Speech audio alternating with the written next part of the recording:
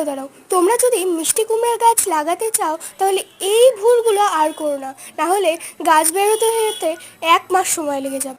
এই একটি কাজ যদি তোমরা করে দাও তাহলে 2 থেকে 3 দিনের মধ্যে গাছ বেরিয়ে যাবে। এই কাজ বেশি কিছুই না, একটা কাঁচি বা নেল কাটার বা কিছু একটা নিয়ে নাও, তা দিয়ে বীজের যে চোখা অংশটা সেটাকে কেটে নাও।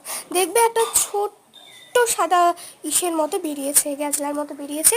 ওটাই কিন্তু খুব তাড়াতাড়ি গাছ হতে সাহায্য করবে। তো আমি সবগুলোকে এইভাবে করে কেটে নিচ্ছি।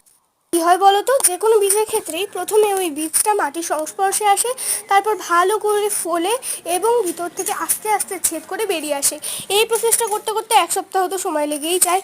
তো তার জন্য বীজ বের হতে সময় লাগে। আর এটা যেহেতু আমরা একটু কেটে দিলাম, জল সহজেই ঢুকবে এবং তাড়াতাড়ি কিন্তু এই বীজটা অঙ্কুরিত হয়ে মাটি থেকে গাছটা খুব সহজেই বেরিয়ে আসবে।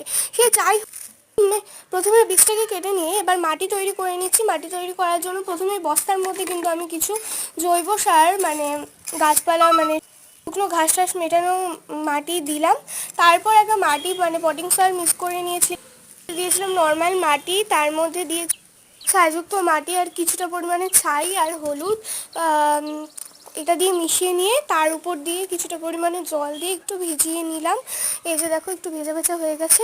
তারপর এরকম 1 আঙ্গুলের কিছুটা নিয়ে মানে এরকম করে 4টা গর্ত করে 4টা গর্তর মধ্যে এগুলোকে ঢুকিয়ে দিলাম এবং দেখো বীজটা কি ভালোভাবে অঙ্কুরিত হয়েছে। অ্যান্ড এটা যদি ফাঁকা থাকে বা কালো থাকে তাহলে বুঝবে ওই বীজটা কিন্তু নষ্ট হয়ে গেছে অ্যান্ড ওটা থেকে কিন্তু কোনোদিনও গাছ হবে না। তো এভাবে করে তোমরা চিনেও নিতে পারবে কোনটা থেকে গাছ হবে আর কোনটা থেকে গাছ হবে না। তো এই টিপসটা যদি ভালো লেগে থাকে তাহলে আমার চ্যানেলটিকে লাইক, শেয়ার অ্যান্ড সাবস্ক্রাইব করে দেবে। করবো বলো, সারাদিন এত পরিশ্রম করি তবুও পরিশ্রমের ফল পাই না। তো যাই করি মনের ভালো লাগার জন্য, এটাই শান্তি, মনের শান্তি। কিছু টিপস দিতে পারি, এটাই শান্তি। টাটা।